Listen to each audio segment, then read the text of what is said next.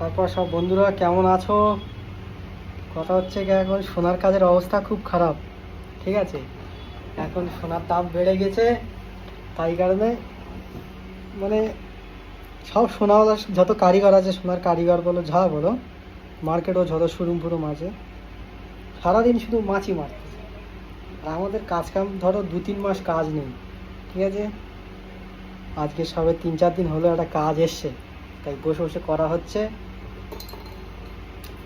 সোনার দাম যে অবস্থায় বাড়তেছে, ঠিক আছে, প্রথম কথা হচ্ছে এখন শেয়ার মার্কেট সব কিছু, শেয়ার মার্কেটে হয়ে গিয়েছে এখন কথা হচ্ছে কি আমাদের চীন আর আমেরিকা, ডোনাল্ড ট্রাম্প আর এদের মধ্যে এখন মানে ডিউটি ট্যাক্স এইসব নিয়ে লড়াই চলছে। এ বলছে 50% ট্যাক্স লেগে দিয়েছে, সে বলছে 12টা অবধি তুলে দাও, নাহলে আমি আরও বাড়িয়ে দেবো।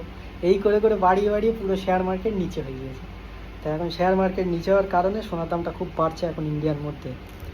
তো সেই কারণে এখন সোনার কাজের অবস্থা খুব খারাপ। এই সোনার কাজের অবস্থা খারাপ, কি করা যাবে?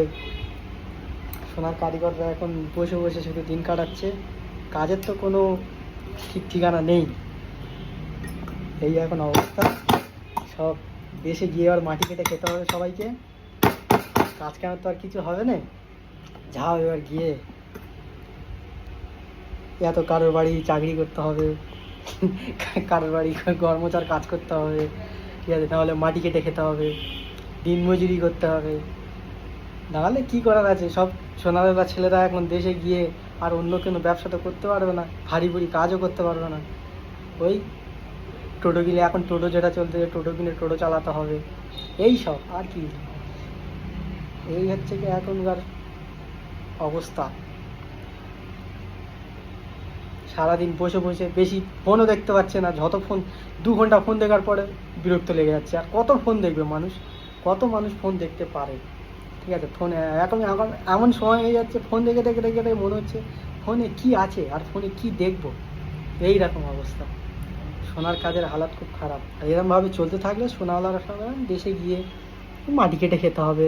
ঠিক আছে, তাহলে এই সব এখনই আপাতত এই সেট আছে, একটা সেট তাই হচ্ছে, দেখা যাক কত দূর হয়। এটা হয়ে যাওয়ার পর আর কাজ নেই, ফের এখন 1 মাস বসে থাকবে। এইসব চলতেছে, এই এখন সোনাওয়ালাদের কাহিনী। সব ভালো থেকো।